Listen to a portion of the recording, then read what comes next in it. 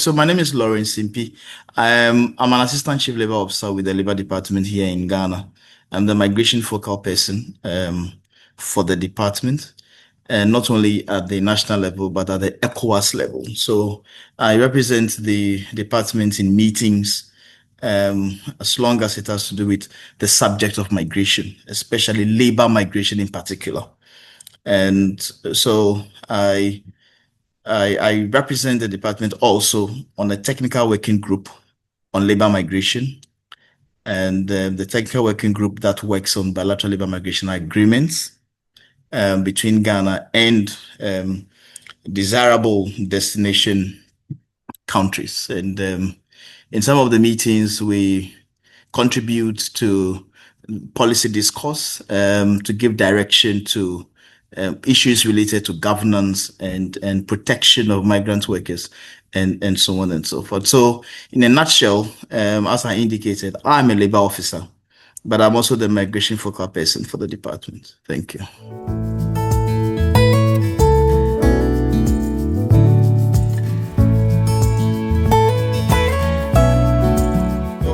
This whole labor migration phenomenon, a regulated approach, started with the enforcement or the promulgation of the labor migration labor regulations 2007. It is called LI 1833. Now, following the promulgation of that law, the space became regulated legally. So operators were required to acquire licenses before they could operate.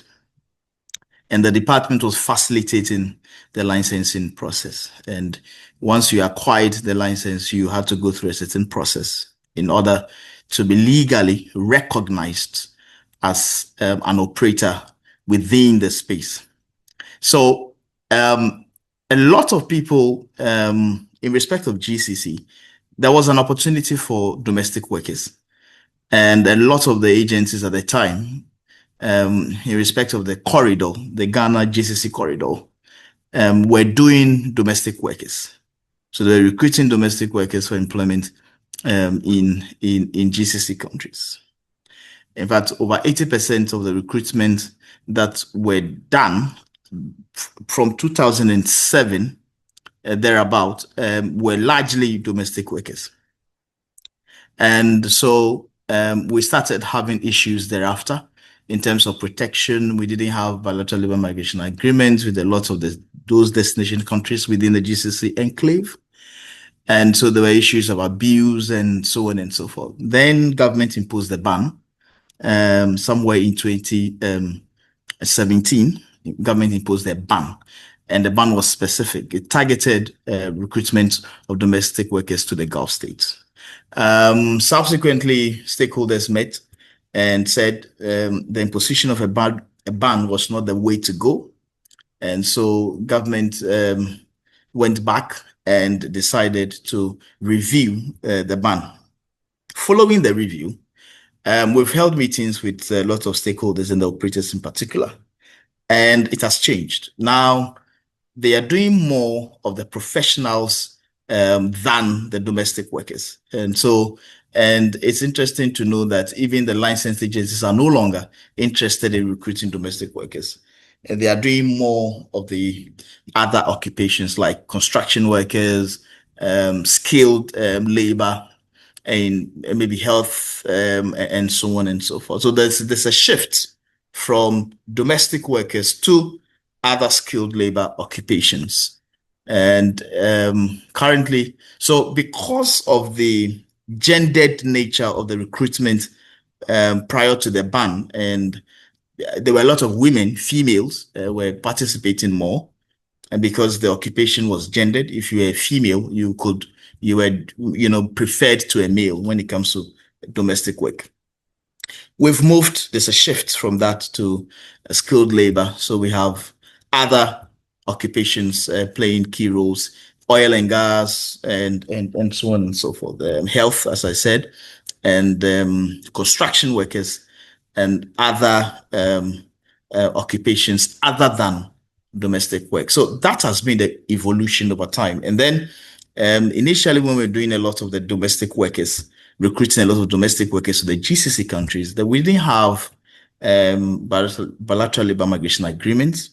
I think we started with Jordan at a time in 2015, and we tried with Qatar in 2018. But it was not focused on domestic work in particular. It was a general labor force. Now we've evolved to the point where some destination countries, namely Saudi Arabia and Kuwait, have approached us for the signing of bilateral labor migration agreements and its implementation as well. So this has been the story over the period and the evolution over the period.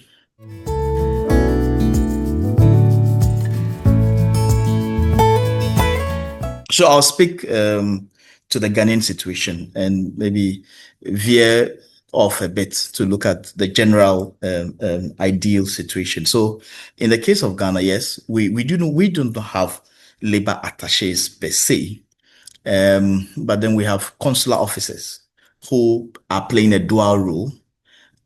So consular officers who are looking at looking at the diplomatic issues and also, playing the role of labor attaches at the moment. So we don't have labor attaches, designated for that purpose. But this is the point. What we have realized and learning from other countries, and we are practicing that, even though we don't have labor attaches. What we are doing is that our consular officers who are doubling as labor attaches are playing major roles, even in the drafting of the bilateral labor migration agreement. They make inputs. We invite them. They are part of the technical group that works on such documents because they understand the terrain. They know, they are familiar with the framework at the destination country, legal framework, cultural framework, and so on and so forth. So they provide information that feeds into the document. After the document has been signed, in terms of implementation, they also represent the interests of Ghana in the implementation of the agreement. And so they also they bridge the gap. They work with migrant workers in resolving disputes, conflicts, and so on and so forth, seeking their welfare, ensuring that the contracts are complied with. And where there are issues, they report to the Labor Department through diplomatic channels. And then we initiate action to resolve matters at the destination country. This is the role of our consular officers at the moment. And I'm saying that generally, labor attaches are supposed to be doing that. And in the Ghanaian situation, it helps monitor the welfare and the well-being and the socio-economic situation of our migrant workers in the destination country. So they are part of the implementation of such documents, and they provide us with information. And what we are doing now is that even when Ghanaian migrant workers arrive at the destination country, we expect our consular officers or labor attaches, for want of a better word, to assist in providing post-arrival orientation for the migrant workers. So whilst we do the pre-departure here in Ghana, they also assist with the post-arrival orientation at the destination country.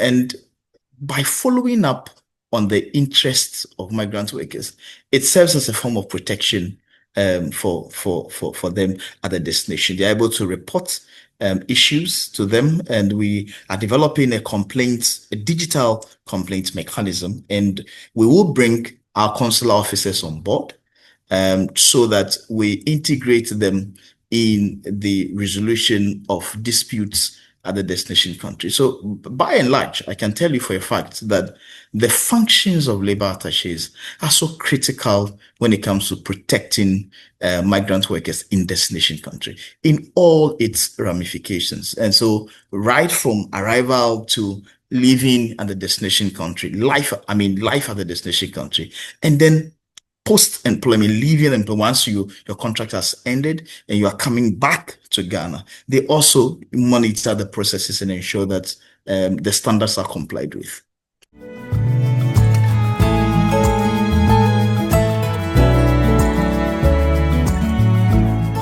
We are advocating actually for the institutionalization of the labor attaché regime, as other developing countries are doing. But since we haven't yet reached there, I think what we need to do is to continue building the capacities of our consular officers to be able to, meet the expectations. Because labor attachés, there are some expectations, there are some, we have some expectations of labor attachés. They are required to provide some specific, perform some specific functions in a destination country. So what we need to do is to align their skills to, the global expectations of what a labor attaché should be able to do. And so I would recommend that we keep identifying, bringing our labor attachés up to speed on global trends in terms of the delivery of services by labor attachés. So I would say that in terms of the specificities, we should identify what labor attachés are expected to do and then support our consular officers, because they are playing the dual role, to be able to manage, to marry the two functions and be effective some way, somehow.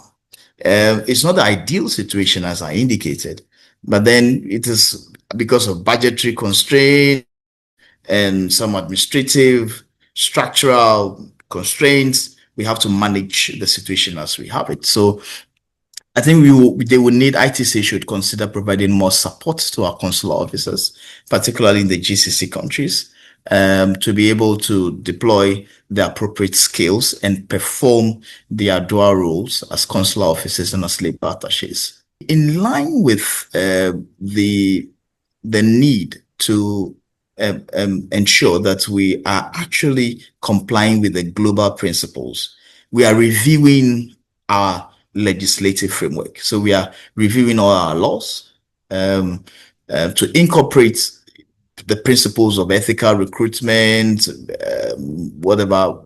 fair recruitment principles into our laws.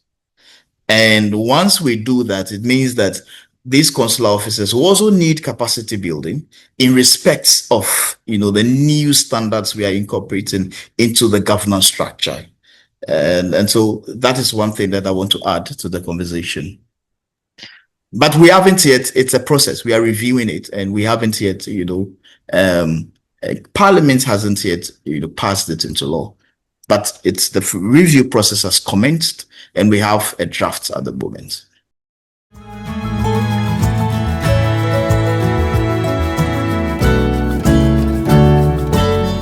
I think once we are all moving towards adopting a rights-based approach to labor migration, it's important to ensure that labor attachés are now becoming critical and are even playing the role of inspectors.